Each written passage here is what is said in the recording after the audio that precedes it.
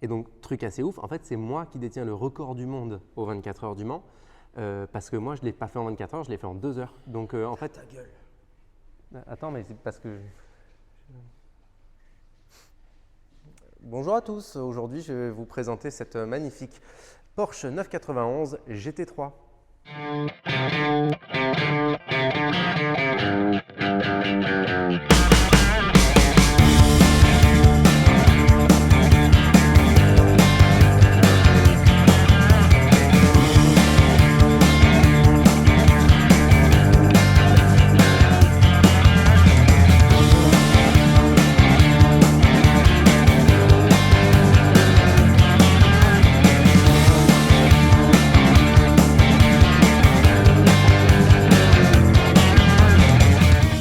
Turning.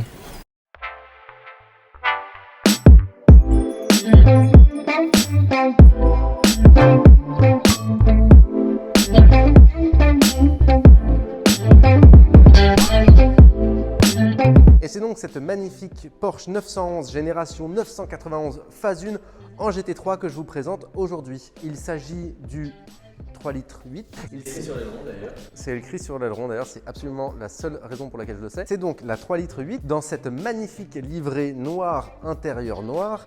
Une livrée, comme je le disais, très gangster, très méchant, bad boy, waouh, ouh là là. Avec ces magnifiques jantes à mono-écrou centraux. C'est les écrous centraux avec mono-écrou central, centraux. Bah oui, mono écrou centraux, ouais.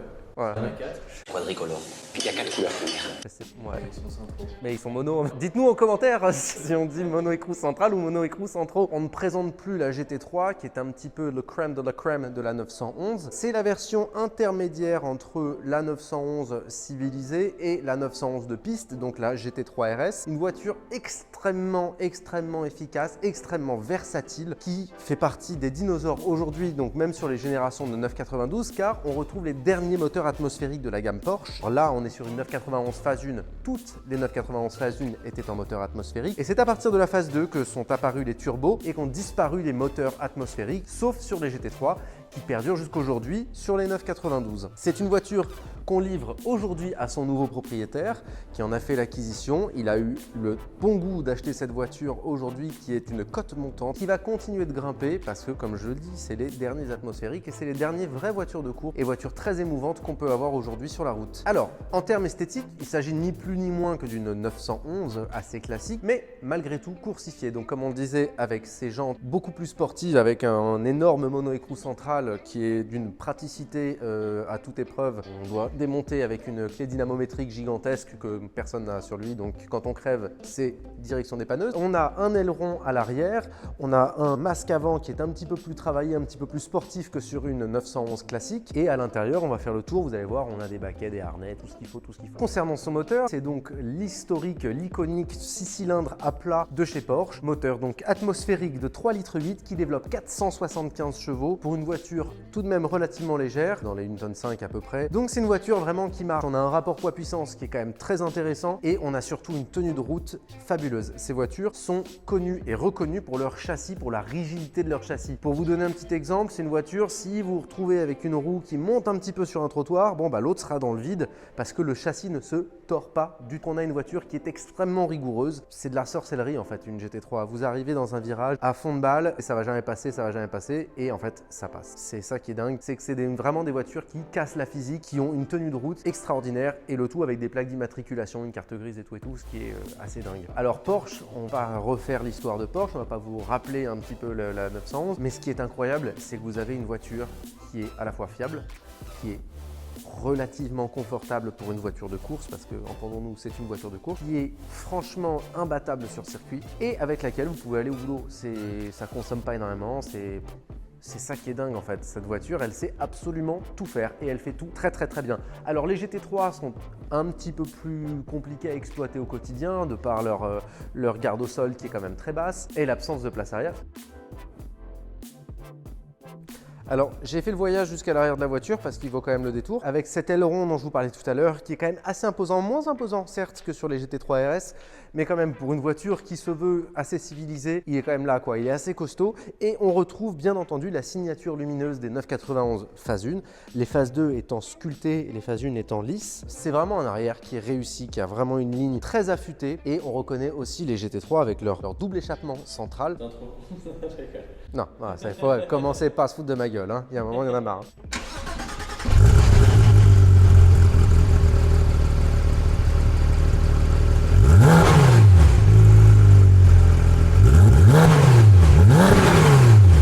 Franchement, c'est beau, hein. Je ne vais pas vous faire la blague de la table à pique-nique parce qu'elle est lourde et qu'on l'a entendu 50 000 fois, mais ça peut faire une table à pique-nique.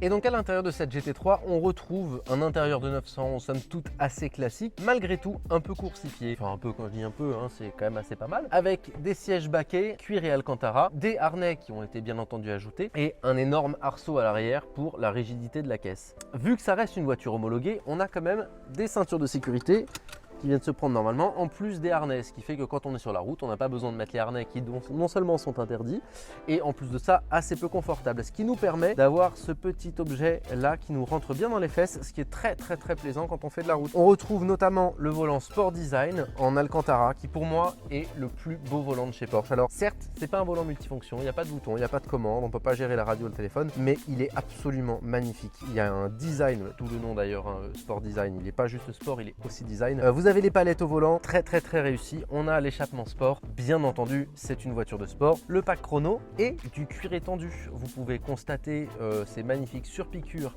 sur le tableau de bord. La vraie force de ces voitures, c'est d'être sur un double segment. On est à la fois sur une voiture de luxe et à la fois sur une voiture de sport. Donc vous avez un arceau, un moteur qui marche super fort, un échappement, un châssis, tout ce qu'on disait tout à l'heure.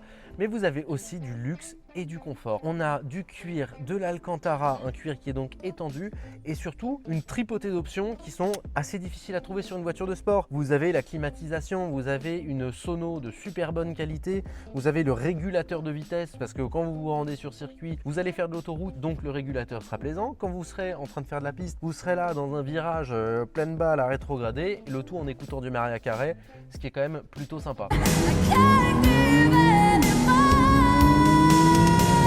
De l'Alcantara, on en a jusqu'au plafond, sur les sièges, les contreportes, la planche de bord, tout ça.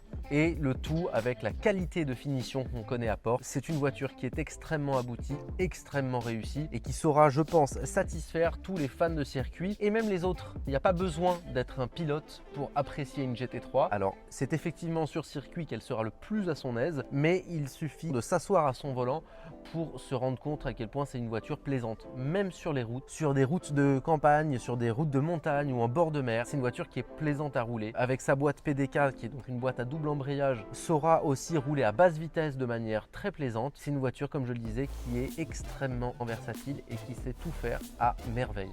Alors, moi, ce que j'adore sur cette voiture, ce qui est bien entendu une option, parce que chez Porsche, absolument tout est en option. Si vous prenez une voiture de série, a priori, vous avez une planche en bois avec 4 roues et un moteur. C'est ces sièges. Donc, on a des sièges baquets, mais en deux parties, donc qui permettent déjà de régler l'assise, mais aussi de rabattre pour pouvoir éventuellement poser quelque chose sur ce qui en temps normal serait les places arrière et là qui ne l'est pas.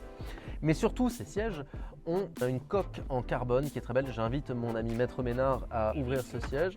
Voilà, on a du carbone à l'arrière pour le poids, mais aussi pour l'esthétique parce que c'est un matériau qui est noble et qui est beau. Franchement, c'est très réussi. Je me répète un petit peu sur cette voiture, mais force est de constater qu'elle est très réussie.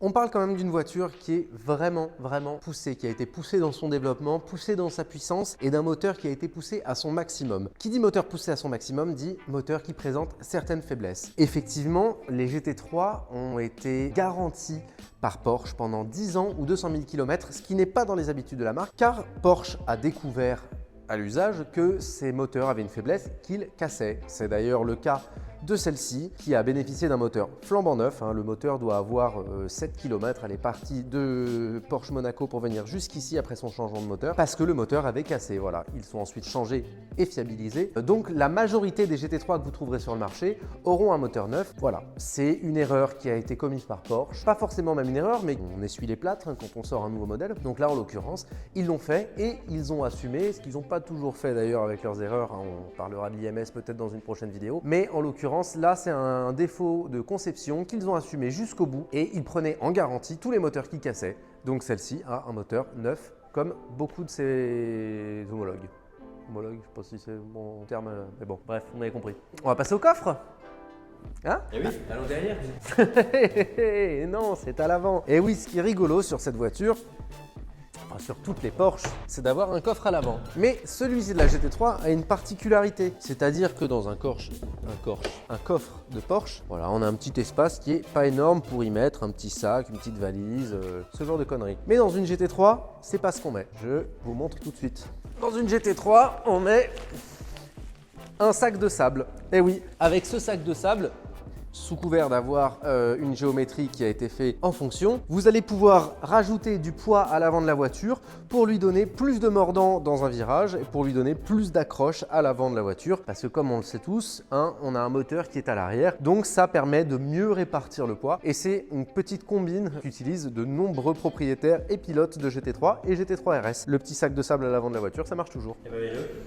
Ah non, il pèse 50 kg, mec. Et donc, en temps normal, je vous dirais, cette voiture est disponible dès maintenant, visible sur rendez-vous. Eh ben non, celle-ci est déjà vendue. Son nouveau propriétaire va arriver d'une minute à l'autre pour la récupérer. Donc, c'est pas la peine de nous appeler pour avoir des informations. C'est pas la peine de nous appeler pour venir la voir. Mais vous pouvez quand même venir boire un petit coup, histoire de noyer votre chagrin dans le café, on va dire, parce que vous êtes passé à côté de cette magnifique voiture. C'est maintenant trop tard. Il y en a d'autres, mais elles sont pas aussi bien. Voilà, et vous avez aucun moyen de le vérifier parce que celle-ci n'est plus disponible.